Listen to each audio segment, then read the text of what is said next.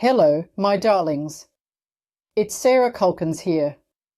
One of the questions I'm most often asked, whether in private readings, on the radio, or at spiritual events, is what was it really like growing up as the daughter of the famous white witch, Kerry Kulkens? People often imagine a life straight out of a 1970s supernatural film with flickering lights, levitating objects, and a constant hotline to the other side. The truth is, it was and wasn't like that.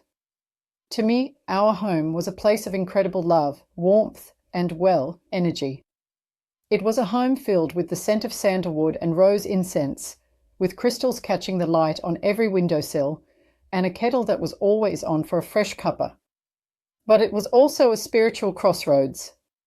A place where people from all walks of life, celebrities, politicians, and everyday mums and dads came to find answers, healing, and connection.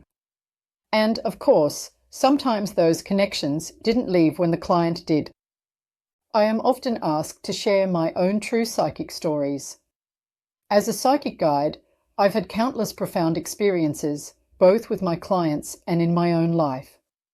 But the ones that shape us the most are almost always the ones from our childhood. They are the moments that define our understanding of the world, both seen and unseen. This is a story from my childhood, an authentic psychic experience that taught me the profound difference between fear and compassion. It was my first real lesson in mediumship, and it's a story I carry with me every day in my work. This is the story of the lady in the hallway. A normal life of colours and feelings growing up psychic isn't something you learn. It's simply the way you are. For me, the world was never just what I could see with my eyes. It was a vibrating, colourful symphony of energies. I'd see colours around people, what I now know as auras. I'd walk into a room and instantly feel the taste of an argument that had happened hours before. I'd hold a toy and feel the joy or sadness of its previous owner. My mum, Kerry, was my anchor. She was and is a legend. To the world, she was the White Witch, a powerful psychic and pioneer. To me, she was just Mum. She was the most compassionate, grounded, and powerful woman I've ever known. She never treated my sensitivities as strange. She simply taught me how to manage them. "You're just feeling their energy, darling," she'd say, wrapping me in a hug. "It's not yours to hold. Just let it flow past you like water." Our home was a beacon. Mum's reading room was the centre of our universe. It was a sacred space, but also a busy one. Phones rang, clients came and went, and the energy was constantly shifting. As a child, I learned to make myself small energetically to shield myself from the emotional waves that crash through our front door daily. But some energies are stronger than others, and some don't wait for an invitation. This particular incident happened when I was about 8 years old. It was the late 1970s, a time of bold colours, vinyl records, and a burgeoning spiritual curiosity in Australia. Our house was a classic suburban brick veneer, but inside it was a metaphysical wonderland. One Tuesday, a new client arrived. I remember her clearly. She was a lovely woman, but she carried a grief so heavy it was like a physical weight. Her aura was a deep, murky grey-blue, dragging behind her like a waterlogged cloak. I felt my stomach tighten, and I instinctively ducked behind the curtain in the lounge room, a common hiding spot for me. The woman, let's call her Eleanor B. had come for a reading about a recent loss. Her mother had passed away. She was clutching a cardboard box, which she placed on the coffee table as Mum made her a cup of tea. "This was hers," Eleanor B. said, her voice trembling. "I don't know what to do with it. It feels heavy." Mum, with her profound and instant understanding, just nodded. She didn't open the box during the reading. She focused on the client, offering the guidance and comfort she so famously provided. The reading was a success. The client left an hour later, her aura looking a little lighter, a flicker of mauve hope starting to peek through the grey. In her relief, she left the box. "Oh, bother," Mum said, looking at it. "She's forgotten her mother's things. She'll have to get it next week." She picked up the box and placed it on the hallway table, a beautiful old antique table that sat against the main wall of our home. And that's when it all started. The whispers in the dark that first night, the energy of the house changed. Usually, our home felt safe, protected, and warm. Mum was meticulous with her spiritual hygiene, regularly clearing the space with sage, salt, and her own powerful intention. But that night, the hallway felt wrong. It felt cold. A damp, penetrating cold that had nothing to do with the weather. I went to bed, clutching my teddy bear, and tried to ignore it. As a psychic child, you learn to forget a lot. You learn to discern what's you and what's other. But this was different. Around 3 a.m., I woke up. Silence.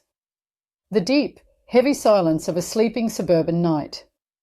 But underneath it, I heard something else. A whisper. It wasn't a voice. It was a sound, like dry leaves skittering across pavement. Shh. Shh, shh. I pulled the covers up to my nose, my heart hammering. I knew, with the certainty only a child can possess, that someone was in the hallway. I squeezed my eyes shut, did the shielding exercise Mum had taught me, imagining a bubble of pure white light around my bed, and eventually I fell back into a fitful sleep. The next day, I tried to shake it off. I went to school, played with my friends, and told myself it was just a bad dream. But when I came home, the feeling was still there. It was stronger. The area around the hallway table was now icy. Our family cat, a ginger tomcat named Jasper, who was usually afraid of nothing, would walk up to the hallway, hiss at the space, and bolt in the other direction. "What's wrong with Jasper?"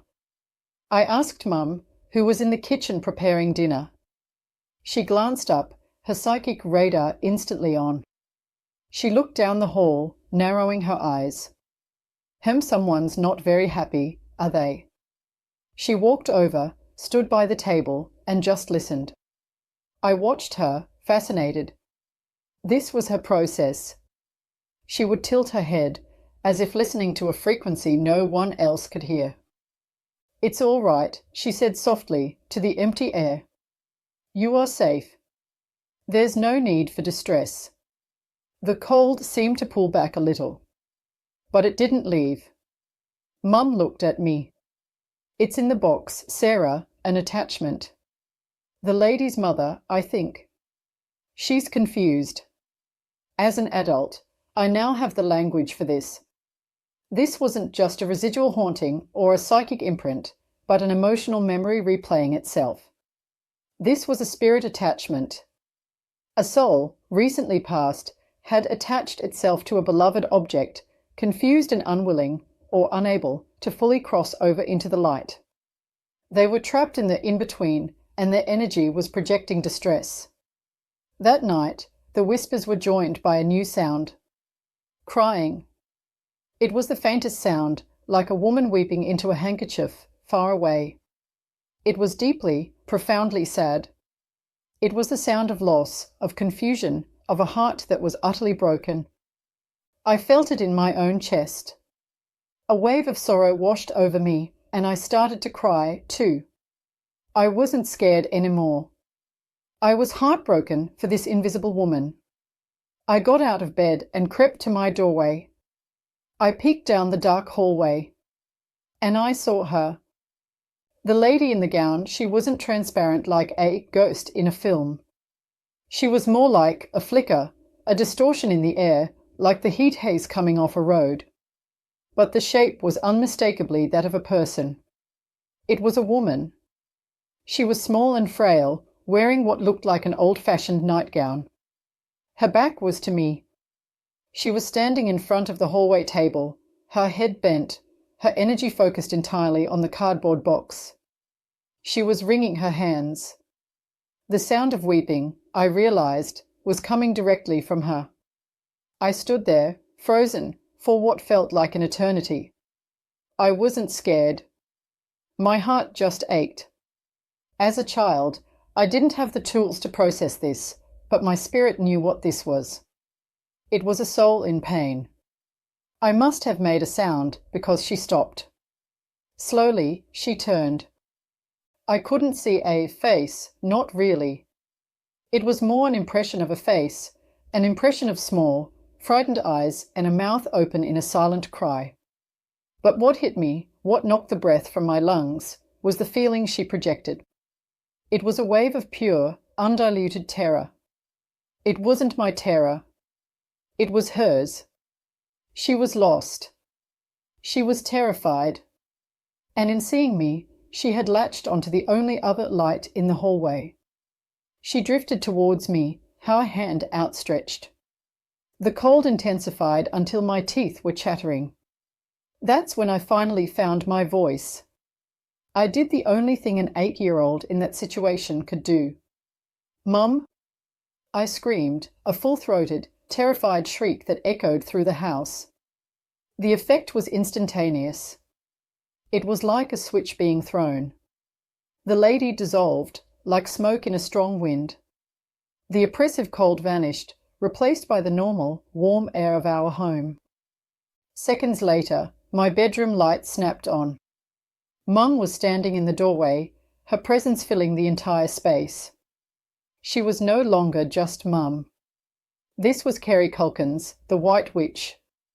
Her energy was a blazing, brilliant white gold, a shield of absolute, unassailable power and love. She saw my tear-streaked face, and her expression softened. She scooped me up in her arms. "It's okay, darling. You're safe. I've got you." She carried me into the lounge room, sat me on the sofa, and wrapped me in a blanket. "Now," she said, her voice calm and steady, "tell me exactly what you saw." A lesson in mediumship, I told her everything. The whispers, the crying, the lady in the nightgown, the terrifying feeling she had pushed at me. Mum nodded, listening intently. She wasn't surprised, she wasn't dismissive, and she wasn't scared. This, I realized, was her normal. "You did so well, Sarah," she said, stroking my hair. "You were so brave. What you saw was a spirit. The mother of the lady who came today is here. She's stuck. Why is she so sad, Mum? Why is she so scared?" "Because she's confused, darling," Mum explained, in the way you'd explain why the sky is blue. "When we pass over, we are meant to go to the light. We are meant to be met by our loved ones, our guides. But sometimes, especially if someone passes suddenly, or if they are very, very attached to something on this side, they get a bit lost. They stay where they feel safe." She pointed to the box in the hall. "She's attached herself to that box. It was precious to her. She thinks that if she leaves it, she'll be gone forever. She doesn't understand that her real family, her husband and parents, are waiting for her on the other side." This was my first profound lesson in the mechanics of the spirit world. It wasn't about hauntings or demons. It was about love, loss, and confusion. It was about energy. "What you felt," Mum continued, "her fear. That's called clairvoyance and clairsentience. You were seeing her, and you were feeling her emotions. It's a very special gift. It means you have a medium's compassion." She looked at me, her eyes filled with a deep, knowing love. "It also means we have a job to do. We can't leave her like this. It's not fair to her, and it's not fair to us. We are going to help her cross over." This was the moment my legacy truly began. Mum went into action. She asked me to sit on the sofa where I could watch and learn. First, she lit a thick, white candle and placed it on the hallway table next to the box. Second, she fetched her bundle of dried sage. She lit it, and the purifying, sharp scent quickly filled the hallway, cutting through the last of the residual, damp cold. She methodically wafted the smoke into all four corners of the hall. "This clears the space," she whispered to me. "It tells any negative energy that it's not welcome. It creates a sacred, safe space for her to travel." Third, she stood in front of the box. She closed her eyes. I watched, mesmerized. Mum's entire being seemed to glow. She was a lighthouse in the dark. She began to speak, her voice soft but imbued with an authority I'd never heard before. "My name is Kerry," she said to the air. "You are in a safe and loving place. We are here to help you." She was silent for a moment, listening. "Yes, your daughter Eleanor is safe," she said, answering a question I couldn't hear. "She misses you, but she is well. She wants you to be at peace." Another pause. "You are not trapped," Mum said, her voice firm but loving. "Your body is gone. You are a spirit now. You are free." She then described what she was seeing, both for the spirit's benefit and for mine. "There is a beautiful light here for you," she said. "Can you see it? It's warm. Your husband is named Frank." "Yes, Frank is here. He is waiting for you. He has his hand out for you." Mum smiled. "Your old dog, Scrappy. He's here too. He's so excited to see you." I couldn't see Frank, and I couldn't see Scrappy. But I felt the shift. The atmosphere in the hallway, which had been so heavy and sad, was now filling with an energy that felt like a champagne bubble. It was pure, unadulterated joy. It was a reunion. I felt a whoosh of energy, like a gentle breeze, pass right by me as it moved from the box towards the ceiling. A flicker of light, almost like a camera flash, lit up the corner of the room for a split second. And then peace. The cold was gone. The sadness was gone. The house felt clean. It was just our home again. Mum opened her eyes and let out a long breath. She turned to me and smiled, her normal, warm mum smile returning. "She's gone, darling. She's with her husband. She's safe." I ran and hugged her, burying my face in her dressing gown. I was so overwhelmed with relief and a strange, new feeling I couldn't name. "You're a medium, Sarah," Mum said softly, kissing the top of my head. "Just like me. Your job isn't to be scared of the spirits. Your job is to help them, to guide them. Never forget that. Always lead with compassion." The legacy of compassion the next morning, the house felt incredible. It was bright, light, and buzzing with positive energy. The heavy, grieving weight was gone entirely. Even Jasper the cat was happily sunning himself in the hallway, right where the box Saturday. Later that day, the client, Eleanor B., rang. "Kerry," she said, and Mum put her on speakerphone so I could hear. "I have to tell you the strangest thing. I had the most wonderful dream last night. I dreamt of my mother. She was young again, and she was with my father, Frank. She looked so happy. She was holding her old dog, Scrappy. I haven't thought about him in years. She just wanted me to know she was all right, and that I shouldn't say. Thank the lady at the house for showing her the way." I looked at Mum, my eyes wide. Mum just winked at me. "That's wonderful news, Eleanor," Mum said, her voice full of warmth. "She's at peace. And by the way, you left her box here. It's safe for you to collect anytime." When Eleanor B. came to pick up the box, it was just a box.